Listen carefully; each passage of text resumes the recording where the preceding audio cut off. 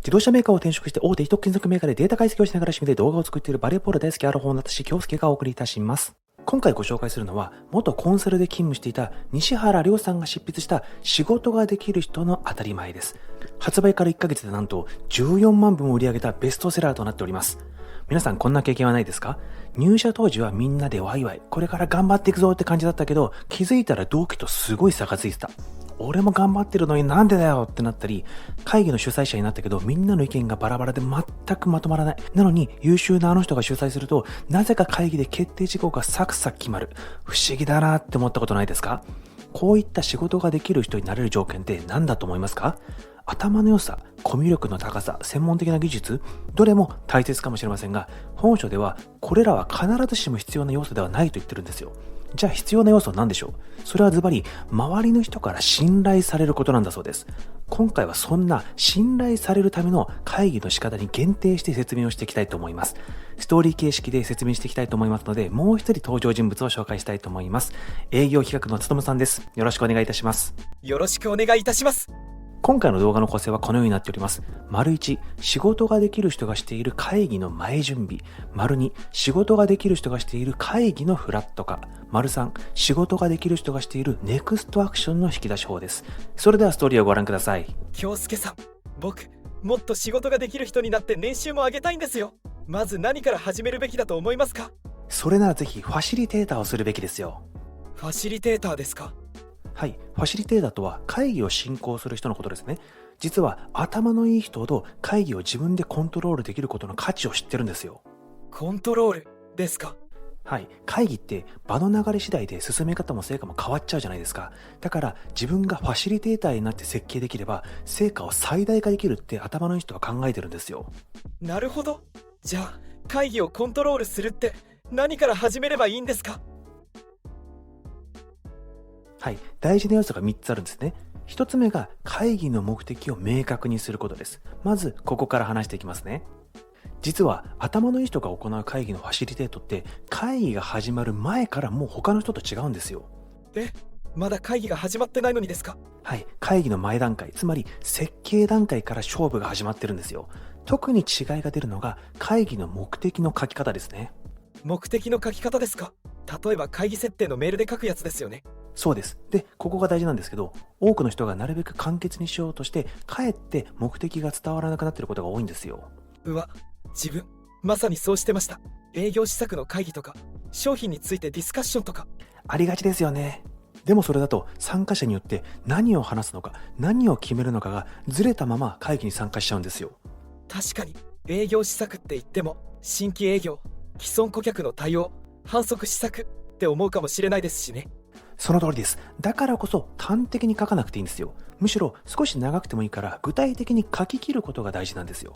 具体的にですか？例えばどんな感じですか？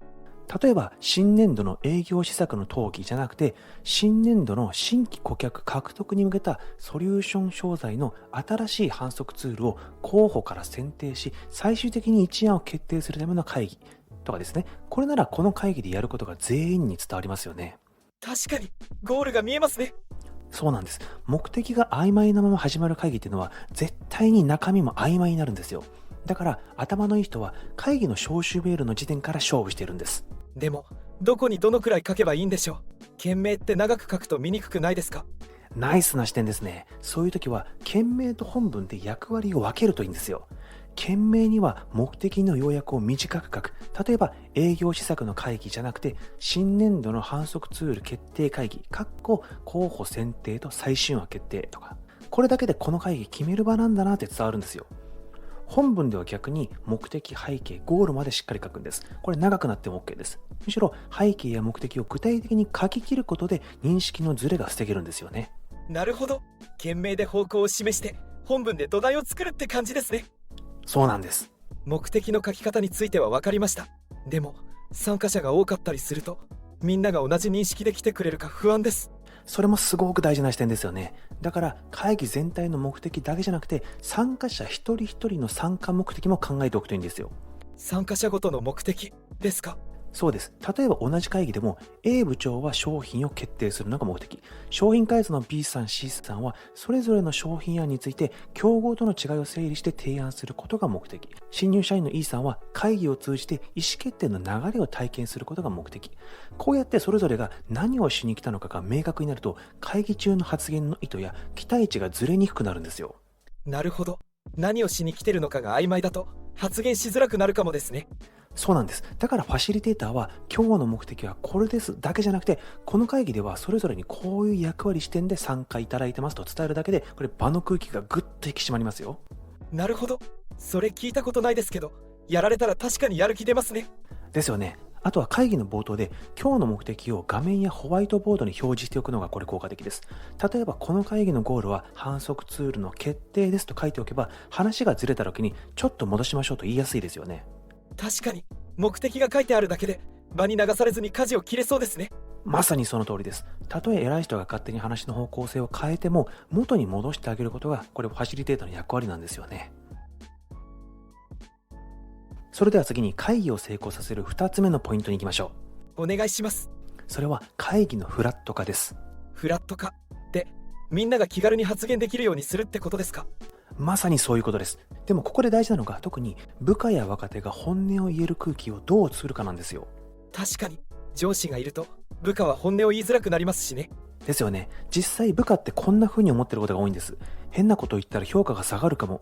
採用されないなら言っても意味がない。恥ずかしい思いしたらどうしよう。だからファシリテーターは防波堤になることが求められるんですよ。防波堤ですか？はい。ここは安心して発言していい場ですよっていう空気を意図的に作るのがこれファシリテーターの役目なんです。なるほど。でもどうやってその空気を作るんですか？一番効果的なのがアイスブレイクです。今日はちょっと固めの議題だからこそ最初に場をほぐしましょうっていうことですね。雑談みたいなことをするんですか？ただの雑談ではなくて、発言のハードルを下げるための雑談なんですよ。で、アイスブレイクには3つのポイントがあるんですよ。まず1つ目は名前を呼ぶです。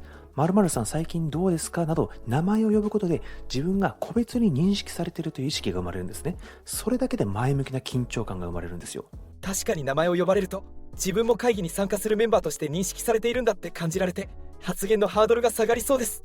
そうですよね。2つ目はクローズドクエスチョンから始めるです。特に部下の方や若手の方は会議で発言しにくい状況にあるんですね。だから最初の質問はイエスかノーの2択で答えられる質問にするんですよ。例えば A 案と B 案どちらが良さそうですかなどですね。これを2、3回繰り返すことで発言に慣れてくるんですよ。なるほど。最後に感謝と肯定を返すです。参加者が回答してくれた内容に対して感謝されて肯定された体験をすることで会議への参加意欲がこれ高まるんですよ。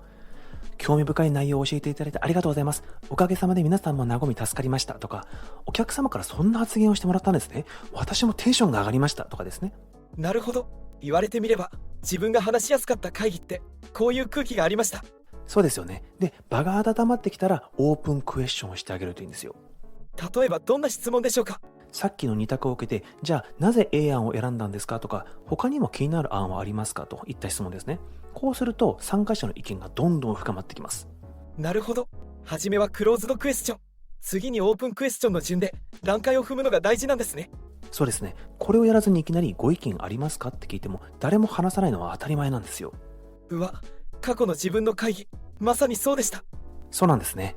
あともう一つ大事なことがあります。それはファシリテーターは翻訳者でもあるということです。翻訳者ですか？はい。話すのが得意じゃない人やうまく言葉にできない人って言いますよね。そういう方が発言した時にこういう意味ですかって言い換えてあげるんです。ああ、それされるとすごく助かるやつですね。そうですよね。例えば会議に参加している方が売り上げに貢献するためにはもっと相手のことを思って施策を考えた方がいいと思いますと言ってくれたとします。ここでダメな例が相手のことを思ってって何ですかと質問することですね。これだと質問っぽくなりますよね。それよりもそれは例えば取引先の予算を考慮して施策を設計するということでしょうかと翻訳してあげる方がいいんですよ。こうやって翻訳してあげると相手もそうそうそれですと答えやすくなるんですね。なるほど。ファシリテーターって仕切る人だけじゃなくて支える人でもあるんですね。まさにその通りです。じゃあ最後に会議を成功させるための3つのポイントに行きます。お願いします。それは誰が何をいつまでにを必ず決めることです。そしてこれは想像以上に重要で想像以上に難しいんですよ。なぜなら人は責任と期限から本能的に逃げたがるからなんですよ。後で考えますとか、他の仕事もあってとか、よく聞きますね。そう、それが言い逃れです。でもここで、じゃあまた決まったら教えてくださいで終わると、本当に誰も動かないんですよね。ありがちですよね。次の会議でも、すみません、まだでして、ってなるパターンとか。そうですよね。だからこそ、ファシリテーターはその場でできるステップまで落とし込んで期限を握るんですよ。例えばこう言います。担当できるかどうかまだ確定していないとのことですが、では担当できるかの判断を来週火曜日までにご連絡いただけますかとかですね。それなら動けますね。できることだけを切り出してる。そうなんです。決められないなら決められる準備をいつまでにするかを決める。これだけでですね、次に進むんですよ。なるほど。いつまでにやるかがない会議は残念ながらあんまり意味がないんですよ。これ、議事録を見るだけなのと変わらないんですよね。会議って最終的には行動につなげるためにやるということをしっかりと認識しておくことが大切なんですよ。確かに、今まで決まらない会議ばっかりだった原因はここにあると思います。残念ながらそういう会議が多いんですよ。一方、仕事ができる人は最後の5分で会議の価値を最大限に高めるんです。うわ、それ、重みありますね。ズバリファシリテーターは最後にこう締めるといいです。それでは今日の決定事項は以下の通りです。A さんは来週火曜日までに〇〇の確認。B さんは金曜日までに書稿を制作。C さんは水曜日までに提案先へのヒアリング。皆さん、こちらで問題ありませんかという感じです。うわ、それ言われたら覚悟決まります。ですよね。その覚悟を全員に共有して行動のスイッチを入れるのが、これファシリテーターの仕事なんです。ファシリテーターのポイントについてよくわかりました。会議の前準備で行う目的の設定方法。皆さんが発言できるような会議のフラット化。次の行動につながるための問いかけ方を実践していきたいと思います。いいですね。これらのポイントを押さえられれば仕事ができる人と思われるはずです。はい。ということでいかがでしたでしょうか。これらのポイントをいきなり実践するのは難しいかもしれませんが、積極的にトライしていけば絶対できるようになりますよ。まずは次の会議でファシリテートやりますって手を挙げてみませんか。その行動が仕事ができる人になる第一歩になるはずです。まあ参考になったかなという方は、いいねボタンを押していただけるととっても嬉しいです。時間があったら他の動画を見てあげてもいいという方、ありがとうございます。チャンネル登録をしていただけると、最新の動画をお見逃しなく楽しんでいただけるかと思います。それではまた会いましょう。